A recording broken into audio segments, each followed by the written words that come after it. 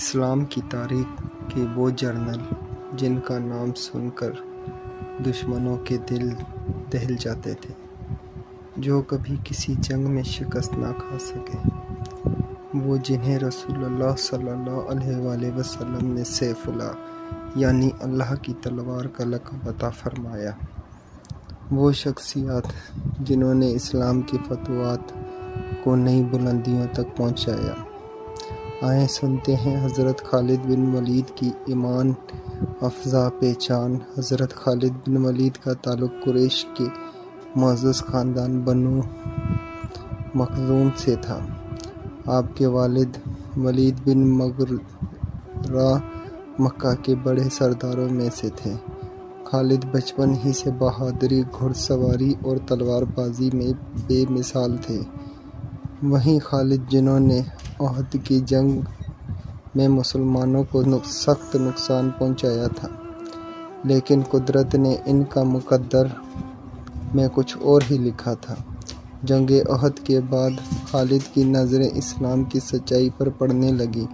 جب صلح حدیبیہ کے بعد مسلمانوں کی قوت اور سچائی ان پر آشکار ہوئی تو دل کی دنیا بدلنے لگی۔ ایک دن مکے سے مدینے کا سفر کیا اور نبی کریم صلی اللہ علیہ وآلہ وسلم کے سامنے حاضر ہو کر کلمہ پڑھا، اشہد اللہ الہ الا اللہ و اشہد ان محمدًا عبدہ و رسولہ، اور یوں دشمنان اسلام کا سپاہی بن گیا۔ اسلام قبول کرنے کے بعد خالد نے جو خدمات انجام دیے وہ تاریخ کا سنہرا باب ہے۔ جنگ موتیہ میں جب 3 بڑے صحابہ شہید ہو گئے تو نبی کریم صلی اللہ علیہ وآلہ وسلم نے خالد کو لشکر کا سپہ سالار بنایا۔ ایسی حکمت سے جنگ لڑی کہ صرف 3000 کا لشکر 2 لاکھ کے لشکر کے مقابلے سے بچ نکلا۔ اس جنگ کے بعد نبی کریم صلی اللہ علیہ وآلہ وسلم نے فرمایا، خالد اللہ کی تلوار ہے جسے اللہ نے کفار پر نازل کیا ہے۔ فتح مکہ میں بھی خالد کی قیادت نمایاں رہی۔ جنگ یمنیہ، فارس اور شام کی فتوحات اور خاص طور پر یرموک کی جنگ جہاں ہزاروں رومی سپاہیوں کو شکست دی، جب حضرت خالد کی بے مثال حکمت عملی کے نتائج تھے۔ رومی سلطنت اس دور کی سب سے بڑی اور طاقتور سلطنت تھی۔ ان کا بادشاہ ہرقل کو مسلمانوں کی بڑھتی ہوئی فتوحات برداشت نہ ہوئی۔ انہوں نے فیصلہ کیا کہ مسلمانوں کو شام اور اردن سے نکال دیا جائے۔ جب رومی سلطنت نے ہزاروں کی فوج کا ساتھ حملے کا فیصلہ کیا تو حضرت عمر فاروق نے مسلمانوں کی سپہ سالاری حضرت خالد بن ولید کے حوالے کی۔ جنگ یرموک کی تیاری سن 636 عیسوی 15 ہجری، مقام دریائے یرموک کے کنارے موجود اردن اور شام کی سرحدی پر مسلمانوں کی تعداد تقریباً 36,000، رومی فوج کی تعداد 2 لاکھ سے زائد۔ رومیوں نے ایک زبردست جنگی اتحاد بنایا۔ ان کے پاس گھڑ سوار، تیر انداز، پیادہ فوج اور جدید اسلحہ تھا، لیکن مسلمانوں کے پاس تھا ایمان، اخلاص اور حضرت خالد کی قیادت۔ حضرت خالد بن ولید کا شام کی طرف لشکر لے کے جانے کا ایمان افزا سفر حضرت ابوبکر صدیق کا حکم جب حضرت ابوبکر صدیق خلیفہ بنے تو رومی سلطنت مسلمانوں کے خلاف بڑی سازشیں کرنے لگی۔ انہوں نے اردن، فلسطین اور شام پر قبضہ برقرار رکھنے کے لیے فوجی تیاریاں شروع کر دیں۔ حضرت ابوبکر نے 4 مختلف کمانڈوں کو شام کی طرف روانہ کیا۔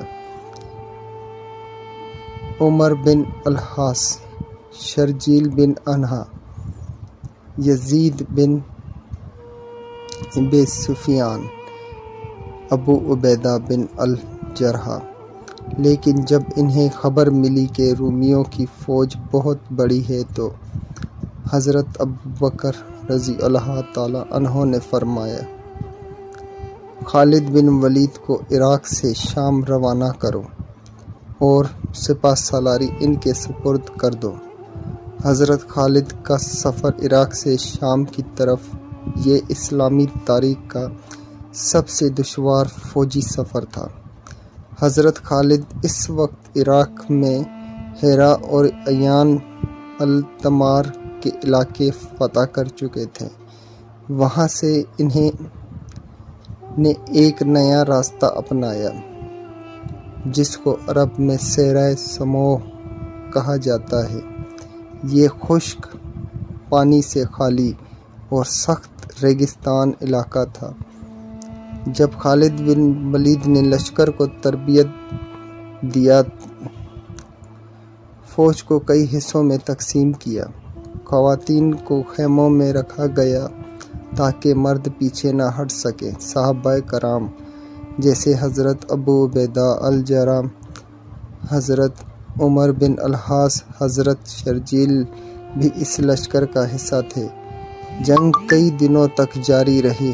ہر دن مسلمانوں کے لیے ایک امتحان تھا، مگر حضرت خالد کی حکمت عملی، دلیری اور توکل نے تاریخ بدل دی۔ رومی فوج تعداد میں بہت زیادہ تھی۔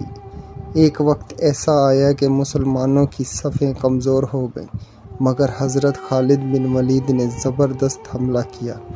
تلوار ہاتھ میں تھی، اللہ کا نام زبان پر، دشمنوں کے کمانڈر کو مار گرایا۔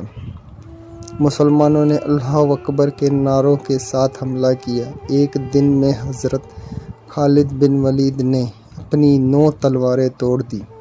وہ اتنی شدت سے لڑے کہ آخرکار رومی فوج شکست کھا گئی۔ مسلمانوں کو زبردست فتح ملی۔ رومی سلطنت کا غرور خاک میں ملا۔ شام کا پورا علاقہ اسلامی حکومت میں شامل ہوا۔ رومیوں کا شام سے اثر ہمیشہ کے لیے ختم ہو گیا۔ حضرت عمر نے فرمایا، خالد وہ شخص ہے جس نے روم کے شہنشاہ کا غرور مٹی میں ملا دیا۔ جنگ کے بعد جب لوگ حضرت خالد کی تعریف کرنے لگے تو فرمایا، یہ فتح ہماری تلواروں سے نہیں، اللہ کی مدد سے ہے۔ اور جب اپنی زندگی کے آخری ایام میں بستر مرگ پر تھے تو افسوس سے کہا،